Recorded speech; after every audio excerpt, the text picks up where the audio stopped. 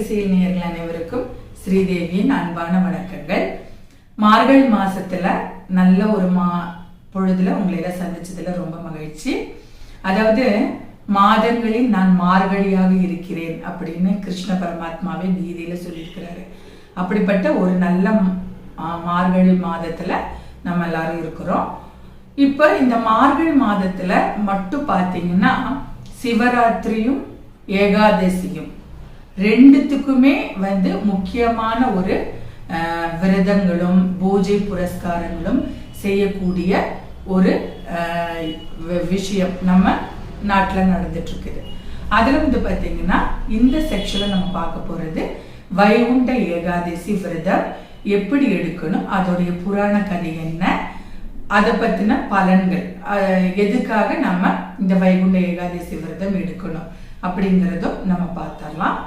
இந்த வைகுண்ட ஏகாதசி விரதம் அப்படிங்கிறது எடுக்கிறதுக்கு புராண கதை என்ன சொல்லுதுன்னு பாத்தீங்கன்னா, மது கைலவர் அப்படின்னு 2 அசுரர்கள் பிரம்மாவுடைய கிரந்தங்களை எல்லாத்தையுமே திருடிட்டு போயிட்டாங்க. அப்போ பிரம்மா என்ன பண்றாருன்னா விஷ்ணு கிட்ட போய் முறையிடுறாரு. இது எல்லாருமே ஒரு பேச்சுவார்த்தையா நடக்குது. கடைசி அசுரர்கள் என்ன பண்றாருன்னா சரண்டர் ஆயிடுறாங்க. சரண்டர் ஆன பிறகு சரி உனக்கு என்ன வர வேணும் அப்படின்னு கேட்கும்போது, எனக்கு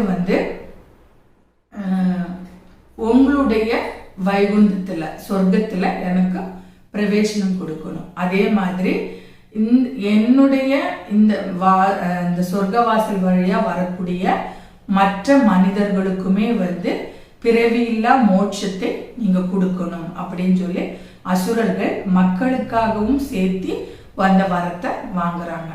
உடனே விஷ்ணுவும் அந்த வரத்தை அளிக்கிறாரு. அதனாலதான் வருஷம் பூரா எல்லா மாதத்திலையும் ஏகாதசி வந்தாலுமே இந்த மார்கழி மாதம் வரக்கூடிய ஏகாதசிக்கு அன்னைக்கு பார்த்தீங்கன்னா சொர்க்கத்துல வடக்கு முகமாக இருக்கக்கூடிய வாசலை திறப்பாங்க. அது துவாரத்தை, அதாவது வடக்கு துவாரத்தை திறந்து அந்த அசுரர்களை உள்ள விட்ட மாதிரி பிறவியில்லா ஆத்மாக்களையும் உள்ள விடுறதாக புராணங்கள் சொல்லுது.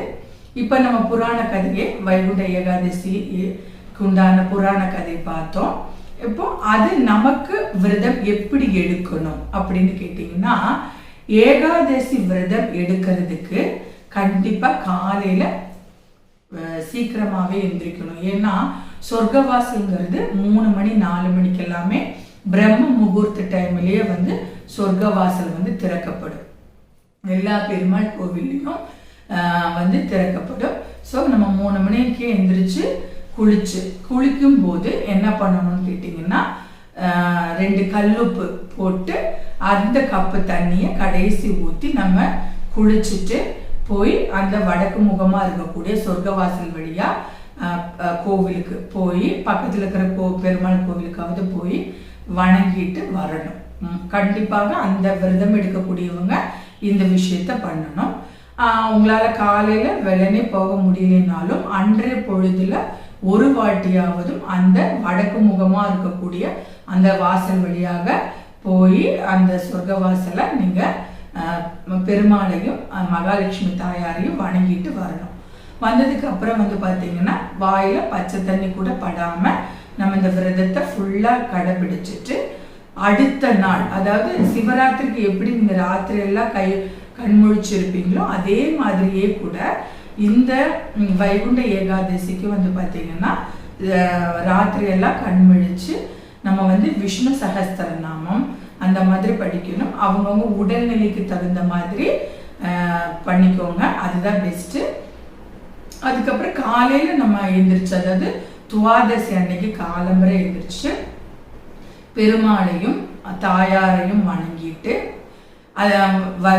நம்ம தேங்காய் பழம் வெத்தலை பாக்கெல்லாம் வச்சு கும்பிட்டு தான் இதை நம்ம ஸ்டார்ட் பண்ணோம் இல்லையா. ஏகாதசி அன்னைக்கு ஸ்டார்ட் பண்ணோம், துவாதசி அன்னைக்கு அதை கம்ப்ளீட் பண்ணணும். எப்படி கம்ப்ளீட் பண்ணணும் அப்படின்னு கேட்டீங்கன்னா, அறுசுவை உணவு, அதாவது சாப்பாடு, காய், பொரியல், பச்சடி, அவியல் அந்த மாதிரி அறுசுவை உணவு வச்சு பெருமாளுக்கும் படைச்சு அதை தாயாருக்கும் படைச்சு நமக்கு சகல செல்வங்களையும் காக்கக்கூடிய விஷ்ணு சகஸ்திர நாமத்தையும் நம்ம ஃபுல்லாக பாராயணம் பண்ணிட்டு அதையே நம்ம அந்த படையிலேயே நம்ம சாப்பாடை சாப்பிட்டு அந்த விரதத்தை கம்ப்ளீட் பண்ணணும்.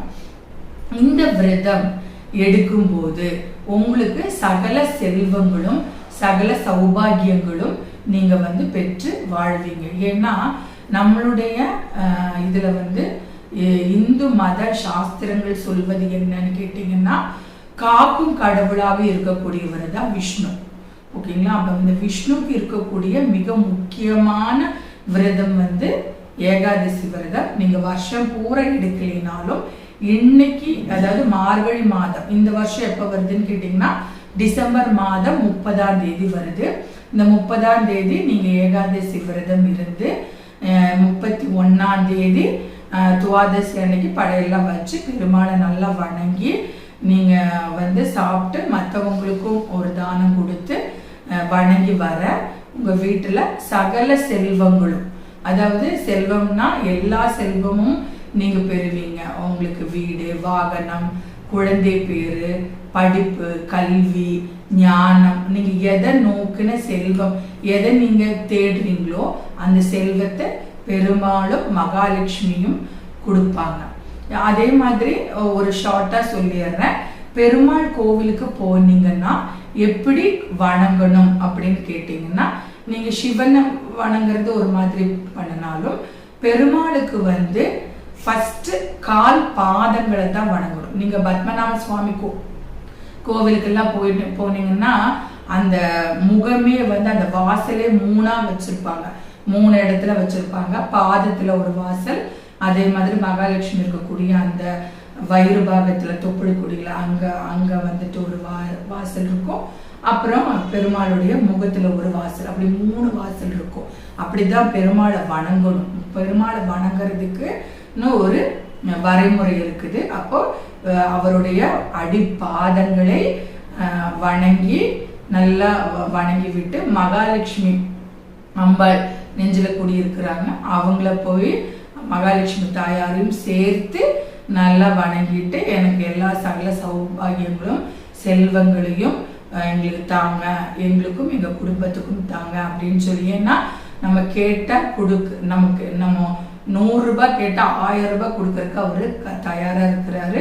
நம்மளுடைய எண்ணங்களை குவித்து நீங்க நம்பிக்கையோட இந்த விரதம் இருந்து உங்களுடைய வாழ்க்கையில நீங்க நல்ல ஒரு மேன்மை அடையவும், இப்போ 2025 இருக்கிறத விட 2026 மாற்றம்ங்கிறது உங்க வாழ்க்கையில முன்னேற்றமாகவும் அமையறதுக்காக இந்த பிரபஞ்ச சக்தி உங்களுக்கும் எல்லோருக்கும் அமையறதுக்கு நான் வாழ்த்துகிறேன்.